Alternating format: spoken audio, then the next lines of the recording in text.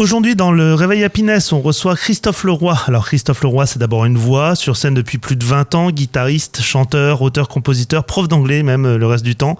C'est un artiste du territoire de Tillé, plus précisément près de Beauvais, qui a partagé des affiches avec des noms connus. Il publie aujourd'hui La route avale tout, un livre un peu difficile à classer, je dois le dire, qui ressemble à ce qu'il est, en fait, quelque chose de brut, de sincère. Alors, Christophe, bonjour. Bonjour. Alors, La route avale tout, c'est annoncé, tu me l'as annoncé comme un recueil de nouvelles. Mais quand on lit, en fait, on a l'impression qu'on a plutôt un pêle-mêle de plein de choses, un billet d'humeur, des poèmes, des chansons. Qu'est-ce que tu as voulu faire, en fait, avec ce livre ? C'est exactement ça, en fait. Tu as complètement cerné le projet, en fait. C'est né d'un blog que je tenais, c'était un peu informel, à partir de 2007-2008. Et je postais des billets d'humeur quand je revenais de concert, des choses comme ça. Après ça s'est étalé sur d'autres réseaux et j'ai tout compilé il y a pas très longtemps. Je me suis dit ce serait cool de faire un bilan de tout ça. Donc en gros c'est un projet en gros qui reflète ce qu'il y a dans ma tête et dans mon cœur aussi depuis entre 2007-2008 jusqu'à 2023 je crois, parce que ça va jusqu'à l'époque de mon projet Texas Tapes.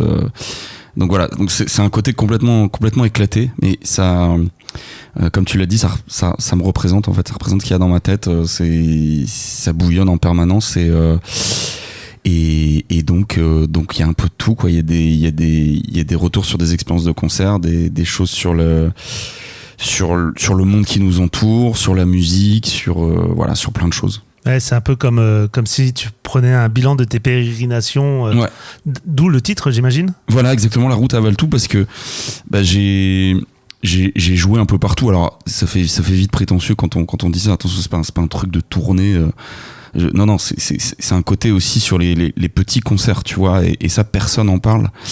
Quand t'as des artistes qui font des espèces de retours c'est souvent sur des grosses tournées, genre on est revenu de Japon, ouais c'était trop bien, puis on était dans une chambre d'hôtel et puis on a écrit des chansons et expérience difficile toujours difficile deuxième album. Moi c'est pas du tout ça, c'est vraiment, tu vois, le côté la France dont on parle jamais, tu vois, les mariages un peu foireux, tu vois, les concerts où il y a personne, comment ça se passe. Et c'est pas glamour du tout de raconter ça, c'est pour ça que personne le fait.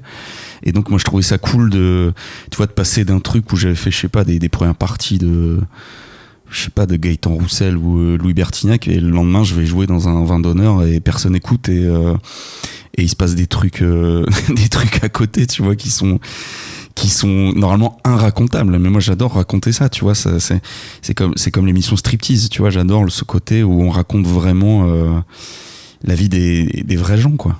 Alors justement, tu parles de la vie d'un artiste local qui essaye de percer. Mm-hmm. Qu'est-ce qui, selon toi, fait que justement tu n'arrives pas encore à passer l'étape au-dessus ? Est-ce que c'est une volonté ? Parce que tu peux très bien avoir envie de rester purement à cette étape-là. Non, c'est pas du tout une volonté. Non, je t'avoue que je suis dans l'incompréhension totale. Mais je le suis toujours. Par exemple, il y a quelques jours là, j'ai joué dans un établissement à Beauvais. On va pas se mentir, tu vois, je vais pas dire ouais c'était trop bien. Franchement il y a pas grand monde, quoi, et je comprends pas. Donc si tu veux, mes billets d'humeur ou ce que j'écris, il y a aussi cette incompréhension, mais c'est une incompréhension aussi face au monde qui nous entoure. Moi par exemple, tu vois, j'ai un trouble le côté éclaté dont tu parles. Je pense que c'est lié aussi au fait, pour se parler vrai, hein, on va pas prendre des détours inutiles. J'ai un trouble de l'attention avec hyperactivité qui a été décelé assez tardivement dans ma vie, et donc du coup je vois souvent les gens, tous les gens qui sont pas moi, je les vois comme des normies, tu vois. Donc je dis souvent les gens normaux, les gens pourquoi nanana. Et donc je suis toujours, ouais, comme tu dis, je comprends pas, c'est pas du tout une volonté d'être indé ou d'être totalement un artiste de niche, quoi. Non, je voudrais je veux pas être un artiste culte. Je veux pas qu'il y ait 20 personnes qui m'aiment quand je suis mort, tu vois. Non, je comprends pas. Donc je suis toujours dans cette recherche, dans cette quête de sens. Et donc c'est pour ça que je fais plein de choses, quoi, parce que j'ai besoin de dire des choses, et parfois je comprends pas pourquoi les gens m'écoutent pas plus. Alors peut-être qu'il m'écoute, tu vois, et je le sais pas, mais ouais, non, je sais pas. C'est pas une volonté en tout cas d'être un artiste pas écouté. Bon, en tout cas, comme tu le dis, c'est que tu as envie de raconter ça et ça se sent dans le bouquin. En fait, c'est presque comme une confession, une thérapie. Exactement. C'est exactement ça en fait. C'est écrire, ça me fait un bien fou. Et c'est dur. Enfin, je vais pas te dire que c'est difficile. J'aime pas ces trucs d'artistes torturés qui disent ouais, c'est difficile d'écrire. Pas du tout. C'est pas difficile d'écrire. Par contre, c'est difficile de dire des trucs parfois un peu violents, tu vois, parce que c'est pas.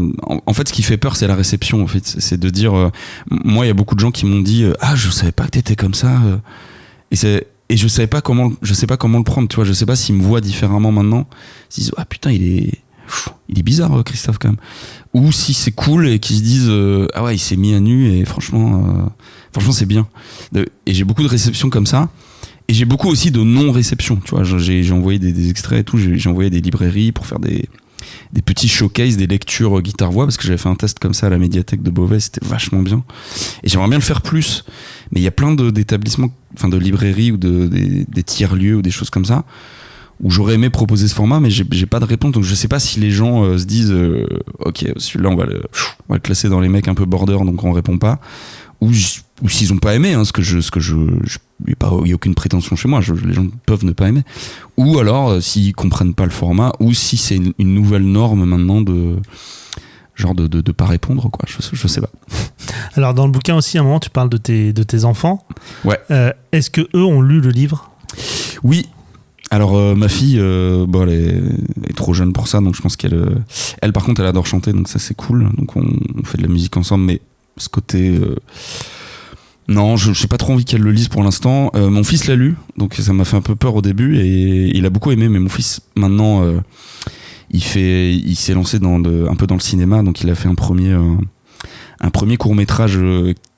Quand j'ai vu le tout court-métrage, parce que je l'ai aidé à bosser dessus, j'ai vu qu'on avait le même esprit totalement torturé. Je pense qu'il est même un peu plus que moi.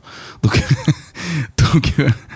je me suis dit il y a pas de souci, on parle le même langage, donc il y a pas de problème. Donc non, voilà, ma fille pas encore, et mon fils oui, et je pense qu'il a compris.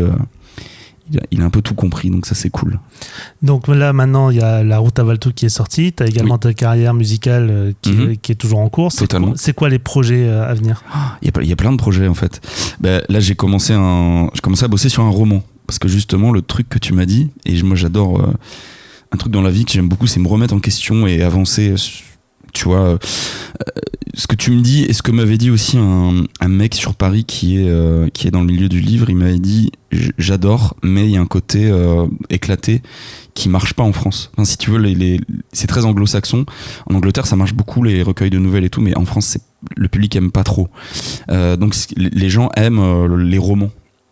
Donc il m'a dit, quand il a lu La Route à Valtou, il m'a dit j'aimerais bien que tu réécrives tout sous une forme de roman picaresque, un peu avec un héros à qui il arrive des aventures. Mais je me suis dit mais non, mais c'est sur trop d'années, et il y a trop de choses écrites trop différemment. Donc je me suis dit dans ma tête, j'ai dit ok, merci pour le conseil, vraiment je l'ai remercié, mais je me suis dit je vais sortir déjà ça, et là je me suis mis à bosser sur un roman. Donc ça, c'est un projet de longue haleine, hein, mais donc j'ai commencé à travailler sur un long format, pas du tout sous forme de nouvelles, mais sous forme de roman. Je vais relancer un format de vidéo que j'avais fait, des vidéos un peu humoristiques que je faisais en 2023, sur un mec qui est un peu coach de vie. C'est pas moi, mais c'est un personnage, comme dirait Pierre-Emmanuel Barré.